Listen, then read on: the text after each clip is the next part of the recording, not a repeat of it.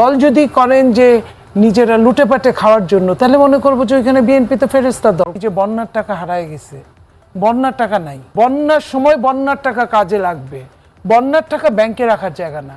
তাদের এক একজনের চলাফেরা এগুলো কিন্তু প্রশ্নের সম্মুখীন হচ্ছে। নতুন দলের দরকার হবে কেন?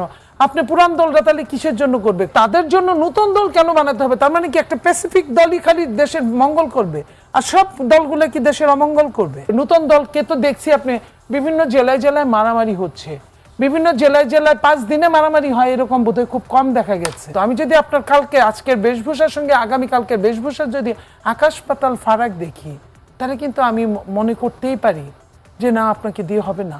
ওই দল আসলেই কি সবকিছু শুদ্ধ হয়ে যাবে? আগের দলগুলো সব অশুদ্ধ হয়ে যাবে? তাহলে যে নতুন যে দলটা বানাইলেন আপনারা তো দাঁড়াইতেই পারতেছেন না ঠিক মতো। নতুন যে দলটা বানাইলেন এদের রূপরেখা কি আমরা তো সেটাও জানি না। নতুন যে দলটা বানাইলেন এদের কাজটা কি আমরা তো সেটাও জানি না। বললেন না যে শেখ হাসিনাকে দুষতাম, কিন্তু একই ঘটনা যদি আপনি কম করে আপনার মধ্যেও থাকে, তাহলে আপনি কেন আপনি দোষী না?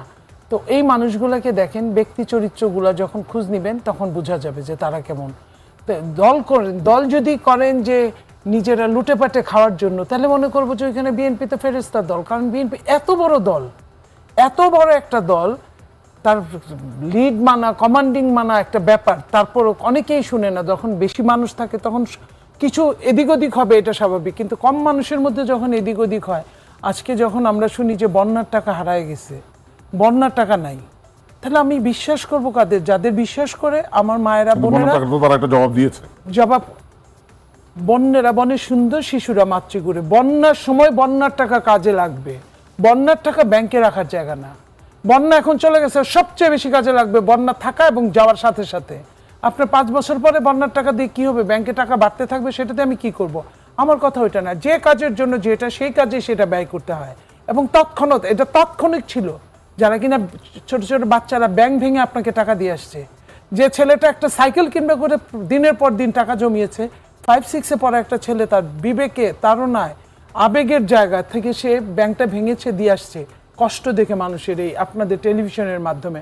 সো একটা মানুষকে প্রমাণ পাওয়ার জন্য কিন্তু 1 টাকাই যথেষ্ট।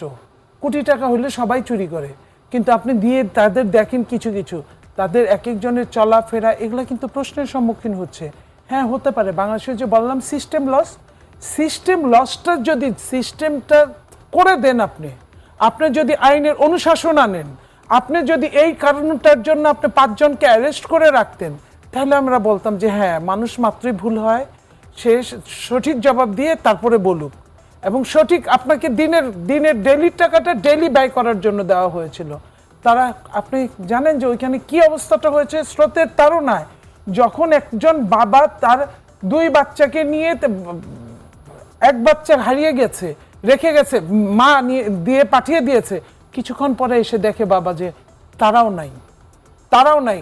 যখন একজন বাবাকে আর মাকে, মানে ছেলে মাকে নিয়ে যখন সেফ সাইডে চলে গেছে, বাবাকে রেখেছে, পরের বার এসে বাবাকে নিয়ে যাবে, এসে দেখে ঘরও নাই, বাবাও নাই।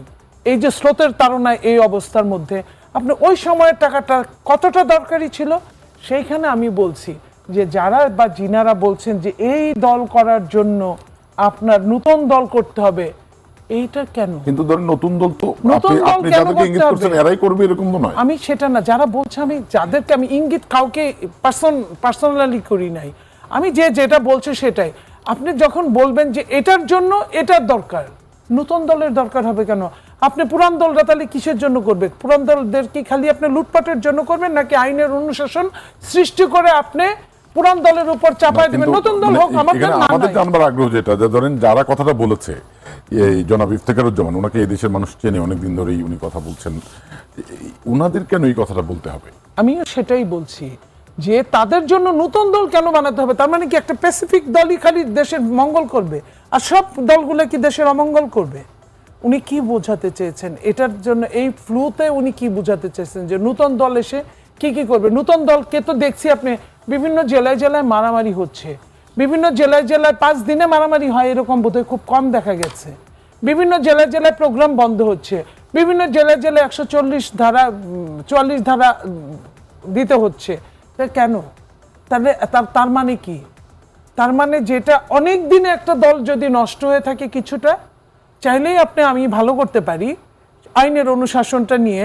এই দেশের মানুষ দেখেন, আর্মি আসলে প্রথমে সবাই সব কিছু মাইনে চলে, খেয়াল করে দেখেন। তারপরে যখন আর্মিরাও খাওয়া শুরু করে, তারাও তখন আবার অমানা শুরু করে। প্রত্যেকটা নতুন সরকার আসলে সবকিছু একটা সিস্টেমে চলে।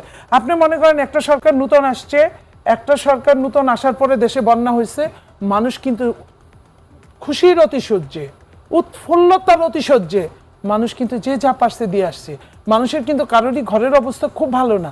ওইখান থেকেও যখন 10-এর লাঠি 1-এর বোঝা হয়েছে, অনেকগুলো টাকা হয়েছে, সেটা ঠিক জায়গা মতো যদি না গিয়ে থাকে, প্রপার জায়গা মতো, আমি যদি আপনার কালকে আজকের বেশভূষার সঙ্গে আগামীকালকের বেশভূষার যদি আকাশ পাতাল ফারাক দেখি, তাহলে কিন্তু আমি মনে করতেই পারি যে না, আপনাকে দিয়ে হবে না, না আপনি এটার জন্য যোগ্য না।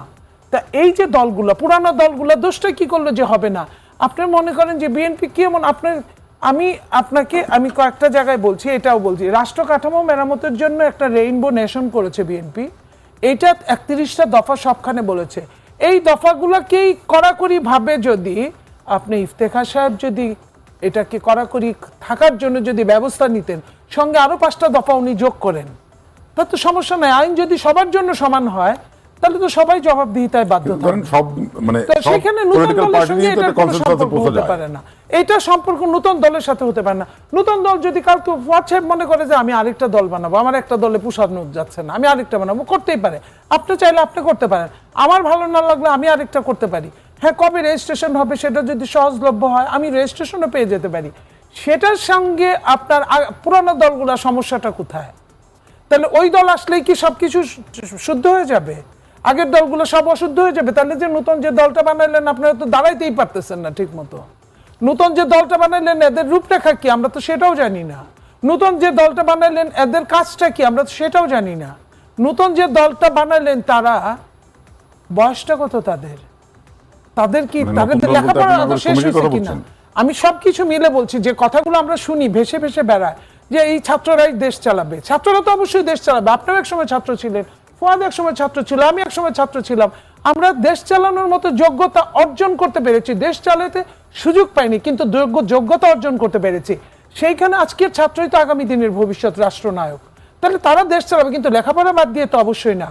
যে বা যারা নিজের জন্য শুধুমাত্র নিজের স্বার্থের জন্য ছাত্রদেরকে লেখাপড়া থেকে বাদ দিয়ে, আপনার মাধ্যমে যে মা বাবারা শুনছেন, আমি তাদেরকে বলছি, আমি একজন মা, আগে লেখাপড়া, আগে সন্তানের ভবিষ্যৎ লেখাপড়া, তারপরে আমার সন্তান যেন থাকে দুধে ভাতে। লেখাপড়া ঠিক থাকলে অটো সবকিছু সুন্দর থাকবে, যদি শিক্ষার মানটা ঠিক থাকে।